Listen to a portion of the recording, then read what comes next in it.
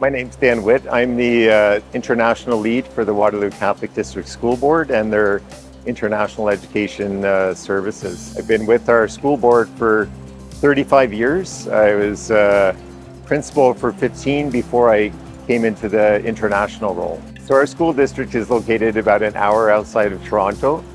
We have 5 secondary schools. They range between 1,000 and 2,000 students, and about 44 elementary schools. The region itself is a very culturally diverse region. I would say it has all the diversity of Toronto on I would say, a smaller and safer scale. We have high-tech industry, universities and colleges, which make for a very vibrant academic region, strong economy, so a very good standard of living. And I think when students come to our region, it's a couple things. They see the cultural diversity and they feel very comfortable fitting right in.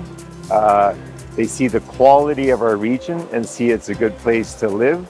And then they get into our schools and they see that they're beautiful facilities, well-resourced, and a very good learning environment. So in many respects, I think when students come to our region, they just feel they're in a very good place to live and learn. We would love to have students from Thailand join us in Waterloo. We've had a few students in the past, and they've been wonderful students in our schools. So we are always looking forward to have more students from Thailand. So please do come and join us.